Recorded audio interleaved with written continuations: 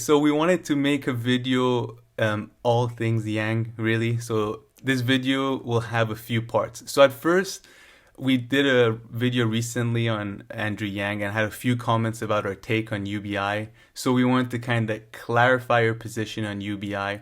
Then I came across this absolute garbage opinion piece on UBI, which we'll get into after. There's a recent one just written on the 6th of April, and also a few smaller, very small UBI project initiatives that have been launched in the US that I saw that I just wanted to mention. So yeah, the first part will be all UBI. Then again, another viewer shared a link to this pretty awesome, pretty cool Andrew Yang interview from December 2019 with a bunch of New York Times journalists. So I'll kind of break that down and just talk about a few things that caught my attention. And finally, we'll come back to all the other viewer comments that were left on our Andrew Yang, on our previous Andrew Yang video. But yeah, Sam, so should we get right into it? Yeah, for sure. Yeah. All right, so here are two comments really. So one person, DRS Metal, said, I'll just read part of their comment. They said that they disagree with our position on UBI. UBI would get the boots off the neck of Americans who are struggling financially. It will help them put food on the table and all this. Then they go on to kind of say government programs won't do anything and it's a waste of money. So not too sure that I agree with that, but we're just going to stick to the UBI part. And then another comment really said that saying we need, quote, free everything before implementing UBI is a bit random. It'll be a long wait to have free everything in this country. Don't really understand the logic. So this was, from what I recall, this was my position. Since then, I've learned more about Andrew Yang's UBI, and I'm even more impressed. Especially that I didn't know that he was saying that every American should get $1,000 per month. I thought it was much less than that. So I mean, $1,000 is a lot. It's not. It's more than I thought. So that's interesting. But yeah, going back to our own position, the only point I was trying to make is that, and I know this is not Andrew Yang's position. Andrew Yang is not saying that we shouldn't have healthcare for all, or that we should forget about other other services. However, I was just saying that other politicians and others, we should just be careful that people don't try to take advantage of this and instead be like, oh, we're giving like a few $100 in UBI and instead forget about other things such as free healthcare and free education. And I didn't see free everything. Of course, there's no such thing. But of course, not everything's going to be free, but free healthcare and free education are pretty basic around the world, and we should just not forget about the cost that those things could have. One bad trip at the hospital could end up costing you thousands and thousands of dollars. So as far as I recall, I think that's the only thing I should be clarifying. And I've listened more to Andrew Yang. He doesn't say that we should replace those other services with it. And also he really talks about how, as the first person mentioned, that UBI would help to get boots of the neck of Americans and give them, $1,000 per month to those who need it the most per person to spend it however they need to. But yeah, Sam, is there anything that you want to just say about your position on UBI? Anything changed since what you said last week? To be honest, I kind of want to respond to the comments. Thanks for the comments, by the way, and thanks for being civil and everything. Definitely. Unlike what everybody says, quite civil. The online space I've had experience with has been very civil. People disagree very politely with each other or agree very politely with each other. It's nice. It's like a very nice tea party. But it's like joining Church of England or something. But thanks for the comments, obviously. First commentator, I'm not sure if I understand it clearly, but if they mean that UBI is better in a sense that it's better to give people money and reduce governmental programs because governmental programs tend to be more inefficient. And if we give, for example, money to people, then they can choose what they want to, where they want to spend their money, which is school, which hospital, and that way it's sort of traditional free market argument in a way. I really disagree with that, and I think it's very similar to the idea that Milton Friedman used to push for. I think there's an interview with him with Phil Donahue on YouTube. People can check it out. On some program where he can actually speak to the people as well, and he talks about the idea that we should issue educational coupons, and then people get to choose which schools they go to, and money is kind of like a coupon of some kind. So I'm not sure if I am quite honestly like understanding their argument correctly, but if that's what they meant, I disagree with that. I think if you have a centralized system, it tends to be better. It will have its inefficiencies, but we should try to fix those rather than just giving up on it and going for a more free market model. And about about the second commentator, I completely agree with the second commentator that we are talking about a highly unlikely situation in future, that there is free healthcare, free education, free childcare, blah blah blah. The worry I was trying to express last time was that when you start having UBI, that may be used as a way to justify not providing those. It basically hands over another argument to the right wing that we don't need to provide these services. People get these monies and they can choose to spend them where they want. And I hope the UBI would be as high as 1,000 or more, and connected to pegged to level of inflation or level of productivity. But in models that I've seen in other countries that have had similar programs, including Iran, which has a sort of a similar program for. They divide the society into different groupings, and for like the lowest groupings, they have these governmental direct financial supports. They tend to be far less than the people actually need to live on, usually. So there is always that worry as well there. But definitely. And I think we said that in the last video, in an emergency situation like the COVID crisis, or even like the crisis of, let's say, automation, with significant number of people being laid off because the work is being done by robots or something. In those cases, I certainly support it, especially if it's targeted or somehow, for example, not means tested, but for example, given more to people who need more or something like that. So definitely supported in emergency situations. But I think in long term, having a centralized system of distribution of resources, including financial resources, is probably better than giving people money and then having them spending it. Yeah, no, definitely. So, I mean, I hope it kind of clarifies what we're saying. So we weren't saying that Andrew Yang wants to, have UBI instead of all the other services, and neither is what we were saying. That we were just saying that we should be careful of the fact that it could be politicized in that way down the line, and it should just something that we should be aware of. I think that's kind of what we were saying, right, Sam? Yeah, I think so. Yeah. But again, in an emergency situation, yeah, an emergency is totally different. Yeah, but Andrew Yang, made this proposal way before, before COVID and all that.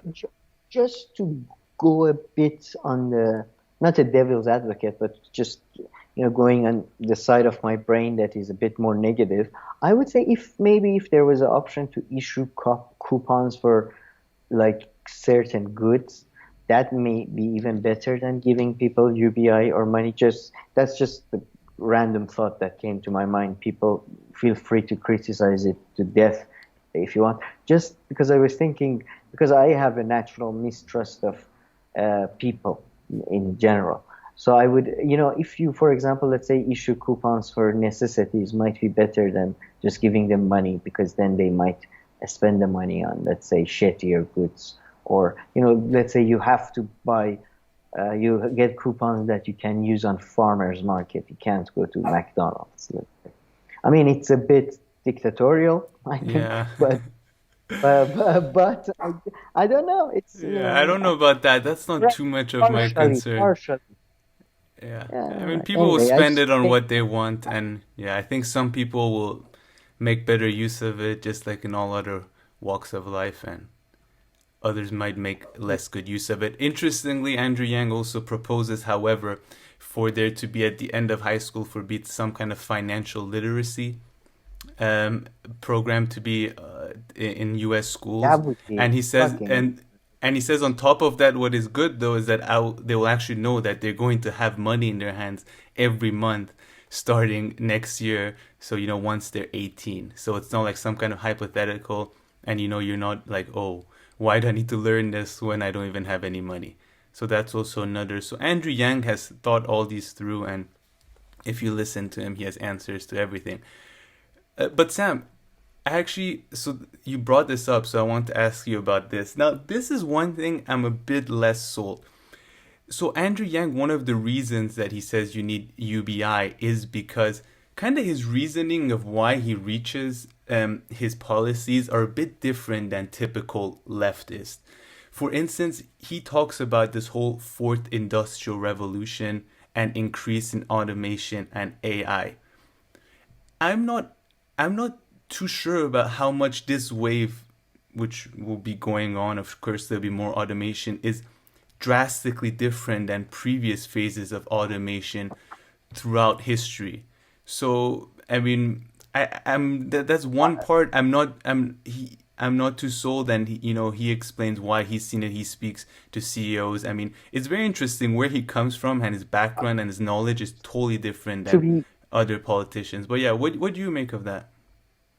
To be honest, that's something that I think I haven't read his stuff exactly, but I would think I agree with him a lot because no, I do think um, the new level of technology that we have and the new level of resources, not like the way we can extract basically resources, does allow us to pretty much completely outsource hard labor to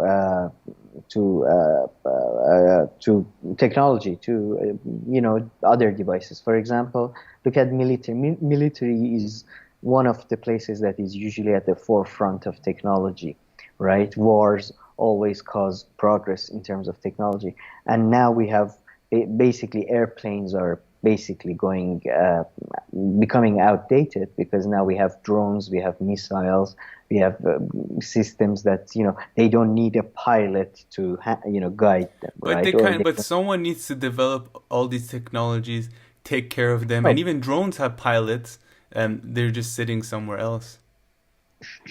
sure, but the need for human labor is becoming less and less, even in terms of, for example, the new technologies developed for agriculture, for farming. You see, both human labor and animal labor.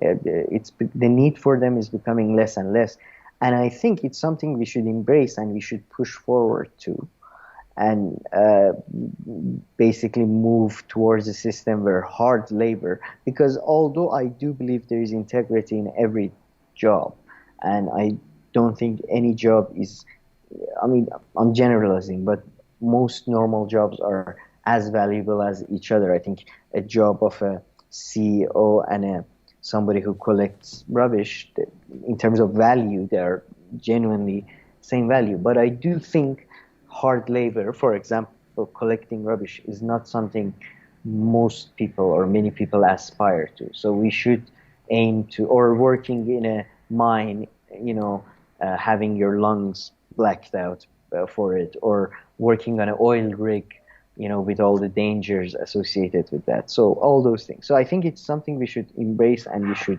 move towards. And I think that's what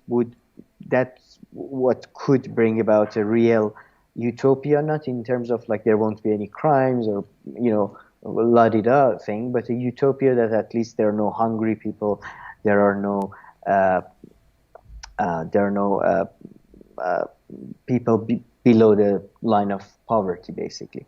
So that's something I like in his way of thinking, and I think we should push for that. We mentioned this channel before, Novaro Media. One of the founders of that channel, Aaron Bastani, he has a book called Fully Automated Luxury Communism. Came out in 2018, and I think it's an interesting book, and that book kind of connects. He in a very, this is a very generalized and very short way of putting it, but he argues that the conditions for communism was the physical conditions, the material conditions for communism was not available at the time that Karl Marx was writing, but now there are, with the technologies, with the things available. So and we should aim for that. But to be honest, there needs to be a real proper.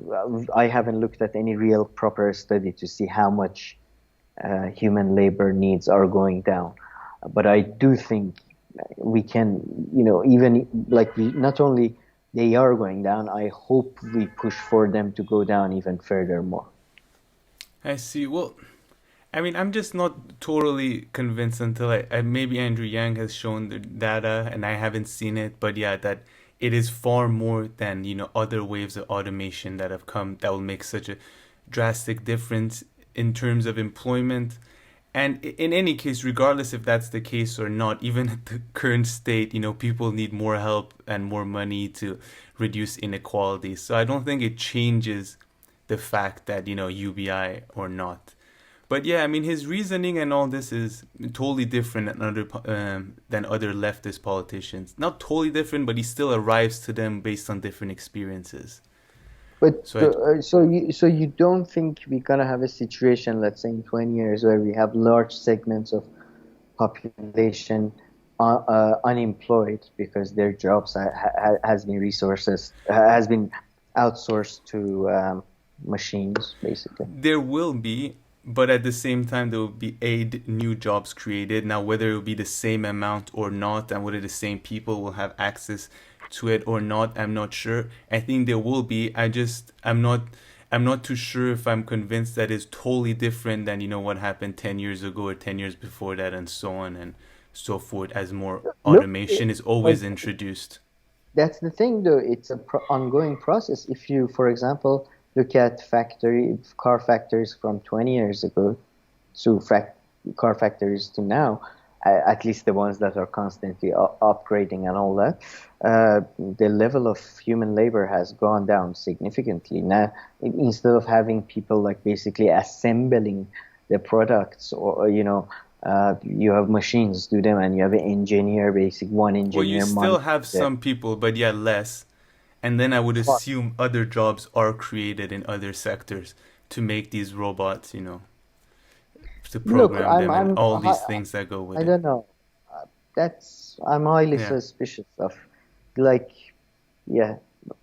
And especially with the monopolization that is going on, for example, all these digital services that allow you to, for example, order Amazon, the biggest one, and all that. Yeah, I think, I don't know. Again, we need to look at proper academic studies to make a proper comment. But I completely see it in an opposite way. I see it in in 50, especially if we push for it, we can completely outsource hard labor in 50 years or so. But also, I also have just one last point maybe on this, is that from what I see, there are so many things that AI can't do and is not on the path. I mean, have you seen these little chatbots that websites have where you can ask them a question? Based on my experience, I mean, they're as useless as you get. I mean, apparently they do machine learning and they're supposed to learn new things over time. I mean, they answer the most basic questions. It's kind of like searching something on your computer. They kind of send you to the right page, best case scenario. So, I mean, I don't see how they could replace call centers and customer service. There are all these areas that have to do with creativity a little bit, which is different, that AI really doesn't seem to be, computers don't seem to be moving in that way at all, which I'm not surprised, but Sure, yeah, yeah, but that's what I meant by hard labor and all that. yeah. Yeah, I don't think it can replace everything. For example, they can replace, I don't know.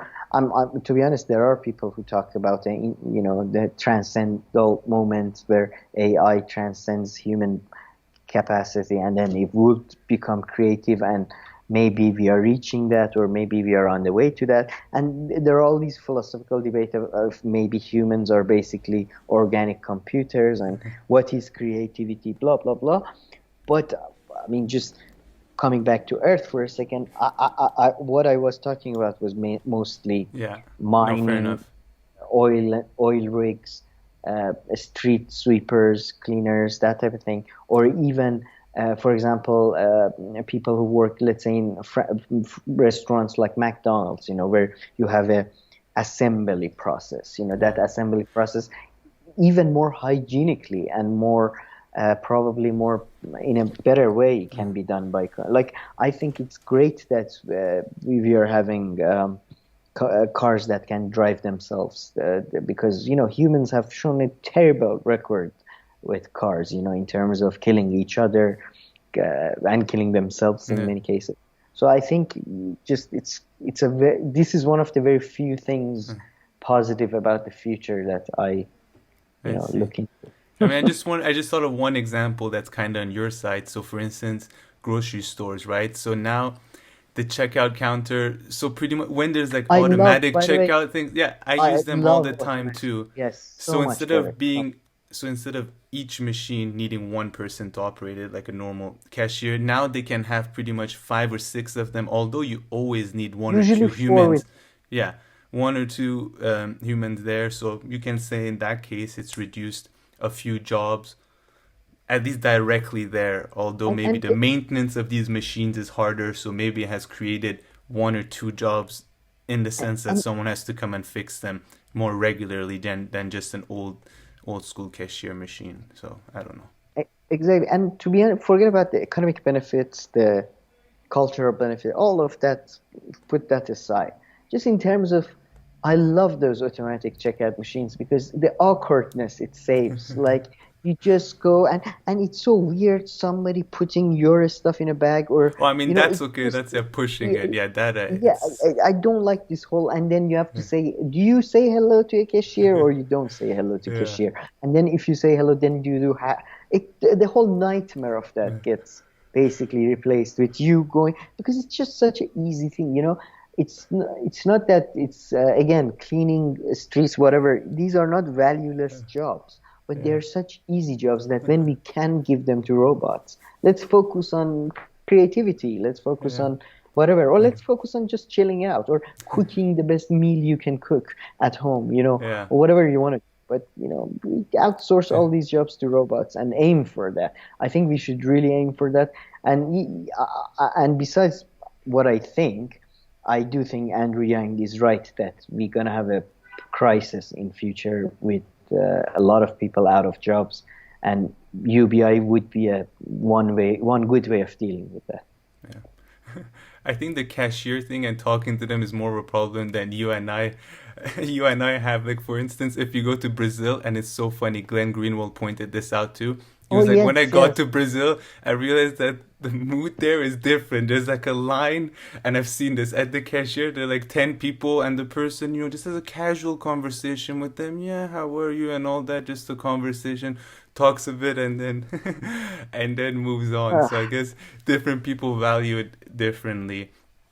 But okay, a little bit more on UBI. So a few days ago, Andrew Yang did an interview with Pitchfork Economics, and I just saw this article on Business Insider, and it was kind of one part of it. There's a quote, and Andrew Yang said that if I had a choice between something like universal basic income and a higher minimum wage, I would choose universal basic income.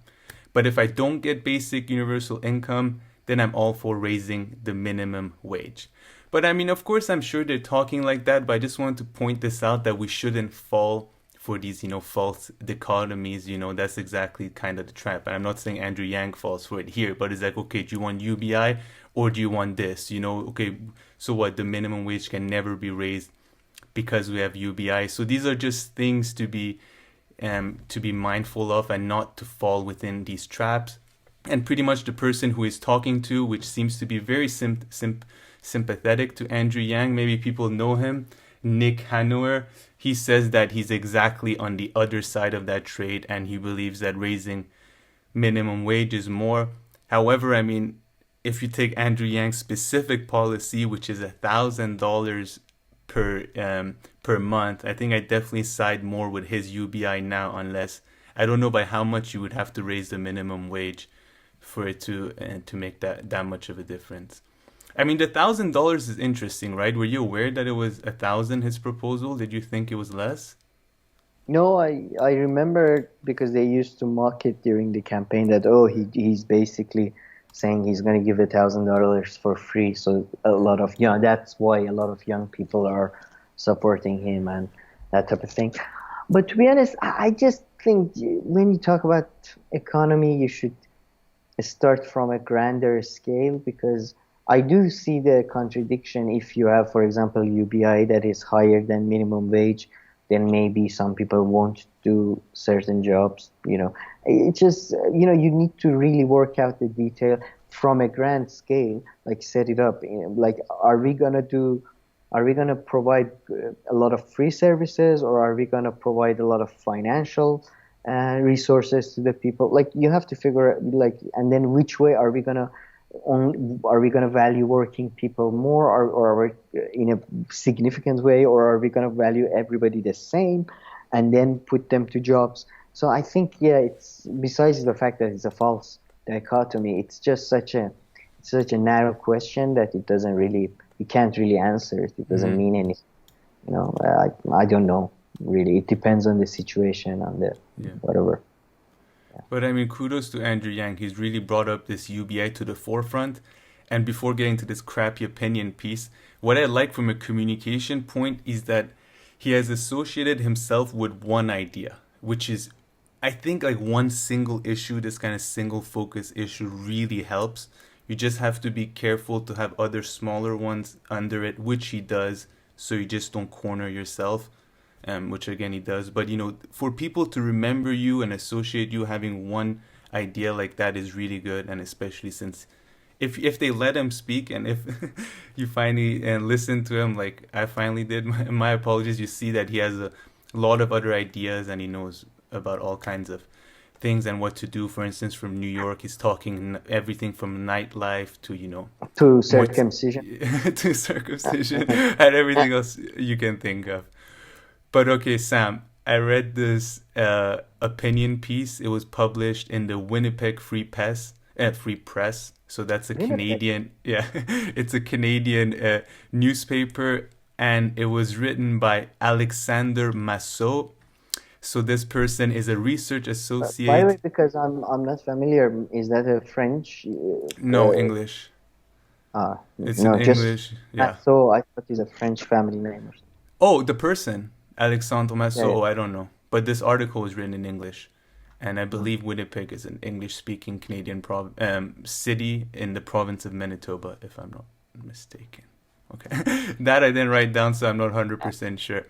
But this person works for is a research associate at the Frontier Center for Public Policy. So according to Wikipedia and the articles that they've sourced, they've been called climate deniers. One of Canada's prominent climate change scientists took them to court and got an apology from them and everything because they smeared his name, said his research was bullshit and all that. And I was looking at their other... How did you come into contact with them? I saw this piece that was written on April 7th. So just yesterday when I was looking a bit into basic universal income. And this person, Alexandre Masseau, wrote that the headline is Basic Income has been tested and failed. The main issue with this article is that the person does not provide one shred of evidence that basic income has been tested. Tested is a serious word, and failed. But He doesn't Absolutely. mention any examples. I'll tell you the one example that they twist and that they mention. So it says that it's an idea that should be abandoned. Makes a brief reference to a Canadian program launched in March 2020 just to pay people who've lost their jobs, but there's nothing on any assessment, 1 year in, what that has led to. At least in the article, it doesn't mention anything. Again, they're right. The problem is that this system has been tested and failed to achieve its objectives. Where is that? Now, the person, gives a few things, just general right wing talking points that you can throw anywhere. Like, the problem is that someone will have to pay for this system. No shit. Everyone has to pay for everything. I don't know why that's new. And then they write, moreover, the system's alleged positive effects remain to be proven, especially given the Finnish experiment's failure. So what is this Finnish experiment failure? You would think that for maybe 10 years they introduced UBI and it didn't go well. No, it's a small study, 2,000 people got over 500 euros per month. They were all unemployed for 2 years. And one of the results that came out, and I mean, it's so unfair if you ask me to judge UBI in this way, is that it did not reduce unemployment that significantly more within this control group compared to the control group. So they're saying that the fact that these people receive money, it did not change the unemployment rate within them compared to the control group that much, and So, that's why it's a failure. so unemployment rate between control group and the one that got the money, they both went down, No, they but didn't about change. I mean, they were similar. If no, no, but anything, it went up a they little bit what? in the experiment group. So Employment, the sorry. changes were the same. In terms of unemployment and employment, yes. So, but any other terms they evaluated But the exactly, I mean, so then I was reading this DW article, which had an interview with the researcher, and he said that for me it was a success because on well-being indicators and people not being stressed out, it had major positive effects. So I will just, and then again, But what then do you again, you dis? could argue, well, yeah, free money makes people happy, and that's not necessarily a positive thing. But No, I mm, mean people. I wonder, I wonder if it had any effects economically, or like, did they spend more? Did they save more? Well, Sam, Did but the it thing is, it was only wasted like two drugs? thousand people, right? Yeah, And they, based on their based, I don't have that part on the based on well-being and these kind of things, it scored positively. It scored positively, and in DW, they have two yeah, but human stories. They include two human stories. Now, these are anecdotal. I didn't want to base everything on it. One is one of the people who got this money. They were a writer, a journalist, and they managed to publish two books during this time. They said it just freed up their time a lot. okay, I'll link all to this right, right, article, yeah, and they fair enough. also make reference to another person who opened their own cafe. And All right, that interestingly, the researcher talked about the impact that it had. It really depended on who it was. On different groups of people, of course, it's gonna have a different impact. But my overall thing is, it's just such a bullshit way to use unemployment as one indicator of UBI, whether it increases or decreases unemployment. I mean, it clearly isn't a look. policies that just designed to affect employment and unemployment. Sure, if you want to reduce unemployment and increase employment, I'm sure there are 100 other policies. Maybe they'll have other issues, but they will affect that. So I just find I really have problem with that. Putting that as the benchmark for UBI. Well, the Canadian article sounds like a hit job, and Yeah, it's absolutely. awful and all that. But I would say that well-being indicators are usually, in my experience, bullshit indicators, and more even bullshit indicator than unemployment. At least unemployment is something real, like how people feel or how much they're less stressed. I don't really care, and I don't think these are the things that can be quantified. But what I'm interested in, for example, what percentage of the people that got this money compared to the other group, let's say, started their own initiative, like writing a book or starting a blog or something like that. Apologies for the mobile phone. Or how many people started their own businesses, and does that count as a reduction in unemployment or not? That type of thing. So those things are real, and you can the studies should be based on that. Well-being indicators, I'm not sure what they meant by that, so I don't want to completely dismiss them, but usually I don't, the stress went down, so what? Who cares? That's not important for the society. Or they had more fun. Of course they had more fun. They had more money, so what? Yeah, I mean, I semi agree with you, but I think there's still value in asking people, hey, do you feel more stressed this year than last year? Did you have more economic worries this year than last year? I think these are things that you can, you might not Look, reach economic worries. pinpoint answers, but you can, I think there are ways that you can still interpret these results. Sure, economic worries, again, you get to specifics, okay, but stressed, or how do you rate your life out of 10? How happy, or that type of thing? I don't know. Happy index, I don't know. I'm very suspicious, and And I think yeah, there's still I some think value to them. I mean, they're not complete bullshit. again, I think more concrete things. It's just that like, okay, is that good that they're less stressed even though they're unemployed? I'm not sure. I mean, a little bit of a stress is good for you if you're unemployed. Maybe you need a bit of a stress to Stress, yeah, push but you towards worries, and of finding course, a job. you need to get more into detail with that and what you mean exactly. Exactly. So yeah, that's what. But I agree that the Canadian piece But was the unemployment thing is really a bullshit way. And the thing is, this person went with the bold headline that basic income has been tested and tested. failed.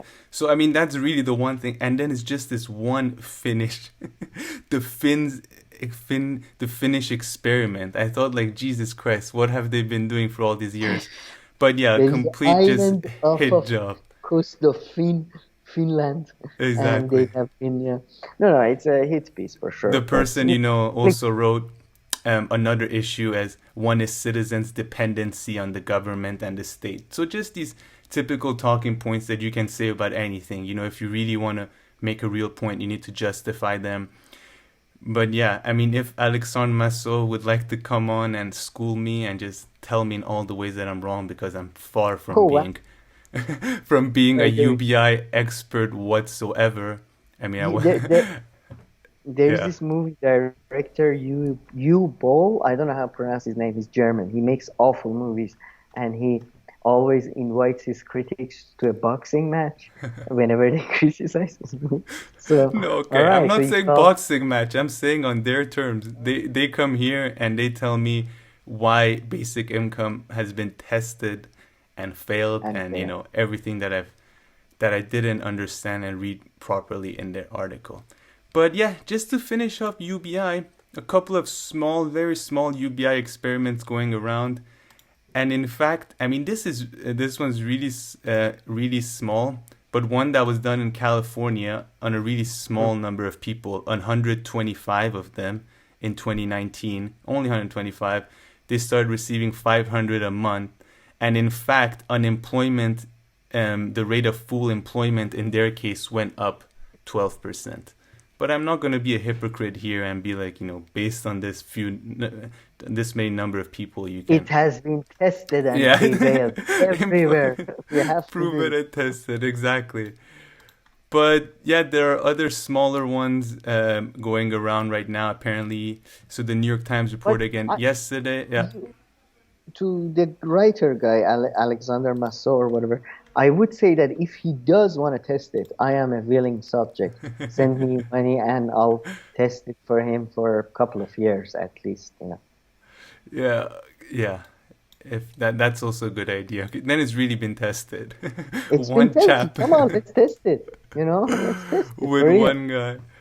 But yeah, they're doing small ones. Like in San Francisco, they're gonna give $1,000 of monthly income for 6 months to 130 eligible artists. So to see if like these artists can, increase their work Uh, and productivity. So there are small ones going on I mean, here and there. Yeah, this one sounds very dodgy yeah. and This very is San Francisco. Eligible artist? What the hell does that mean? Like, I've seen some of the art produced in San Francisco. My nephew, paints better. But okay, yeah. and interesting though, interesting. I'm not Yeah. surprised it's happening in San Francisco. But just to wrap up with the Finnish thing, one thing that was interesting that I found about the employment was that they said you need to look at the different groups of people. So people who had children and people who didn't have children, it had different impacts. And I mean, some of the reasons why you might not get employed will never be fixed with UBI. But yeah, just a bullshit way to kind of, just one indicator to judge UBI, I found. Fair enough. No, no, that's But yeah, fair. that's all of the UBI stuff. So then I just wanted to move on quickly to this Andrew Yang New York Times interview. That again, one of the viewers commented last time, Secret Janitor. Thank you for sharing this link. So Sam, this is brilliant, and I'm surprised. So the New York Times kind of had this interview of Andrew Yang in December 2019, where it's Andrew Yang with 10, 11 New York Times reporters all sitting around like a round table, one of these conference Oh yeah, tables. the ones they did with presidential Yeah, candidates. Yeah, the yeah. one that Bernie said, if it's your birthday, I'm not gonna call you. I'm not gonna tell you it's happy birthday. I'm not gonna give.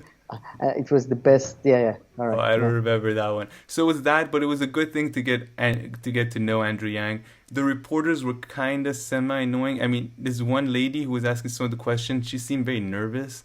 I don't understand why. This other guy took a bit of a more confrontational approach, but it was okay. He was asking questions. Fair enough. But yeah, it was very nicely filmed and everything. I just loved it. But then, just like Secret Janitor pointed out, for some reason, they didn't post it on their YouTube channel or anywhere on YouTube. Really weird. So the interview is just embedded and within this really nice, like New York Times style long form article. Maybe they're So, trying to drive traffic to their own website. yeah, something like that. But yeah, Andrew Yang, I pretty much to talk about everything and anything. So I just point out, just have one or two things that I want to share. And anybody who wants to get to know Andrew Yang more, I think this is a good video where he talks about everything and really where he's worked and why he's reached the kind of conclusions that he's reached about the state of the economy. Here's one really nice quote that I pulled out from him. So talking about UBI a bit and the state of the economy, he said, "If you can't pay next month's rent, it is very hard to worry about climate change." I personally cannot I disagree agree with him more. much there. And then again, his analysis I found, just like I mentioned earlier on, is different and why he reaches the positions that he have. He doesn't talk in like the typical leftist kind of way. He has different experiences. So I found that to be very interesting. He said something beautiful about the markets. So they started talking. So one of the journalists asked them, so you think the market is failing then? That's why you think there needs to be UBI and all this. And he said, no, the market is doing beautifully. Markets are designed to maximize profits. They are not designed to maximize human well-being. And that is exactly what they're doing. And then he refers to, you see how much more money is being made now. It's surpassing productivity, of course, with financialization. I would replace the word market with businesses, but yeah, Yeah. exactly. So that was great. He talks about VAT. So, some people ask, how would you pay for your $1,000 a month? So he says a VAT, which is pretty much a value added tax on Really? I goods. didn't know that. That's Yeah. not good. And I'm then they very counter happy. him. Yeah, they counter him with saying that, that's not a very progressive, that's not progressive taxation. That's kind of regressive. And then he comes back and he says that, but listen, it doesn't have to be on everything. On essentials, it shouldn't be the case, but maybe on AI and this and that, then you would have a higher value added tax. So, of course, he countered with that. And Okay. he said, yes, I understand, but at the same time, Americans will be getting much more than they are being charged through this value added tax with the $1,000. that I will be providing. And he again clarifies that he doesn't want any programs like food stamps or these things being reduced. If people need more on top of the UBI, he doesn't oppose that. He said one thing that was a bit weird. He didn't elaborate on it more. So this was pre-election, so maybe you have to put in that context. But if I'm not mistaken, he said that Russian hacking is one of the biggest threats to U.S. democracy and the election coming up. But yeah, besides that, he just talked about, even all kinds of things, really shows the diversity of his programs and policies, going as even talking about local funding for journalism. He says if journalist institutions weren't being judged like a profit maximization company and being looked at in that way, he says that he thinks they're not in such a bad shape. And, if there was a different approach to him, just thinking of how you can help small journalist organization and all that to kind of break even and think about it that way, then you will see perhaps it's not as bad as it is. And finally, this is, I think, really how he differentiates himself. They ask him who else you think understands the internet the way that you do. And he thinks about it a bit and he says, I don't have any confidence that my opponents understand the internet. And I think compared to the knowledge and understanding that he would have given his past experiences, his age, his interests, and all that. Yeah, but I mean, he's comparing himself to Trump, Biden, and that mayor, and these kind of chaps. He's like he's like a well-trained martial artist, while Trump is somebody who, I don't know, there's no way for him to understand internet, but he somehow understood it better than anyone. Well, so he understood communication better than everyone. Yeah, true. What he was wild card. Basically. Yeah. No, I mean, it's always Trump's communication skills. He understands. He had a good understanding over it. That's for sure. More than a good understanding, really, especially in the beginning, if you think about it. Yeah, he's good at reading a room. But yeah, thank you to Secret Janitor for having shared that article. I really enjoyed it. And now and I learned a lot about Andrew Yang, and now we're just going to move on to just the other comments that people left, just really thanking them and see if there's anything that we want to elaborate on. So Sam, I'm just going to go through them the way they're sorted on our last Andrew Yang video, in case you want to see. So first, just a big thank you to Easyland, who said that this is what a progressive should really sound like. You guys are a breath of fresh air. So thank you, Izzyland YT. That was extremely kind for you. Again, Chris Math also left us a nice similar comment. Revolutionary Thinking found out that we're Persian. I have Persian background, of course. So shout out to him. Yes. Shin talked about UBI was never Persian meant. Or are we Iranian? That's a good question. You should go and check our other Iran Persian videos to figure that out. Else completely. That too. The other ones on UBI, and we just talked about this a lot, so go please check out our other videos saying that it's not meant to replace healthcare or educational support. True, and we don't think that Andrew Yang wanted to say that, so sorry if there was that misunderstanding. Again, people like the review of it, so Byron Noble, thank you as well. Now, DJ is like, why did you guys not? Too bad you didn't listen to Andrew Yang before. I really enjoyed him. His stump speech was amazing and inspiring, and he's human to the core. But yeah, I'm glad that, we're getting to know him already now. So let's see if he becomes... I would just say that be always suspicious of all politicians or people. Just be very suspicious, because stump speeches and all, even Bernie Sanders, which I was very shocked when he, for 30 years, he was keeping it together. Even now, he's a bit, wobbly on a lot of issues. So yeah, don't, 100%. Just be very careful with everyone always. Definitely. Definitely. I mean, last time when we did the Kyle Kalinske video interviewing Andrew Yang with Crystal Ball, I mean, we talked about, his position on other things that, but of course, we gave an overall perception. Julia Angelica, solid Yang here. Go. Lawrence calling, if Yang does become a mayor of NYC, you will see that city change in a good way. I can 100% see that. Secret Janitor. So again, Secret Janitor this time corrected us that Yang is neither a tech billionaire nor a tech yes, sorry about millionaire. that. Yeah. It was my bad. But I think I had made that Thanks. correction as well. And he says that he... He clarified that it had Yeah. nothing to do with tech and stuff. And yeah, my apologies. I have no idea why. Yeah, sorry about that. But thanks anyway. So he made some millions perhaps a decade ago with the sale of Manhattan Prep to Kaplan, WAPO, so I guess that was one of the companies, but then he worked in the non-profit sector from then on. And again, P.S. his UBI was structured to stack with healthcare and all that. True. Again, this person saying that if you hadn't listened to him, blah, blah, blah, and then he points us out to the New York Times interview, so Secret Janitor. Double thank you. Doug gave a good overview of kind of the narrative of Andrew Yang. So Andrew Yang started running for president over a year before the Joe Rogan interview, making monthly trips to Iowa and New Hampshire. Then he had the Sam Harris interview, which got him more attention, which then got him on the Joe Rogan program, and then the debates started a few months later. So just an overview. Ben asked us if we've read the book, The War on Normal People. No, unfortunately not. So maybe we'll get to take a look at that. Jay Gurty, his slogan is not left, not right, but forward, human-centered capitalism. One realized his Bernie 2.0 the more one researches on Yang. I would, just anybody comes out with the slogans in general and in a specific slogans, no left, no right, no ideology, human progress, blah, blah, blah.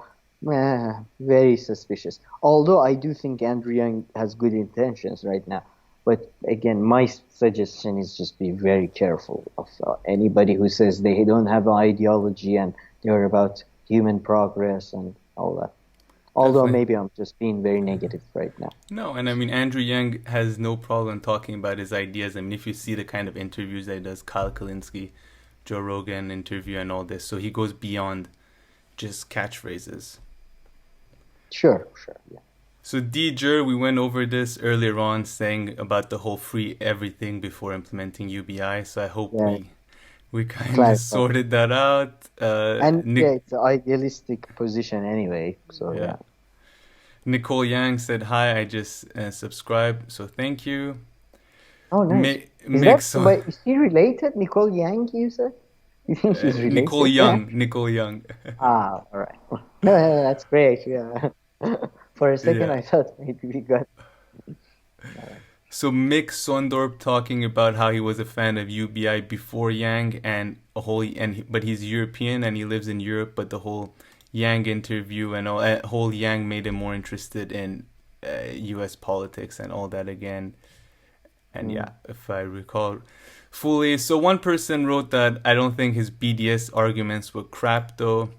I believe you responded to that and saying that I think you can always find a couple of racists associated with any political movement. So I'm not sure if he's being fair to BDS. Yeah, my position hasn't changed on this too much either, but I don't think others took issue with it. I don't think anybody else took issue with our take on BDS, his position on BDS. No, and I think he's right that there are a couple of idiots and extremists that BDS doesn't separate themselves from. And I said my take on BDS, which is basically they're useless.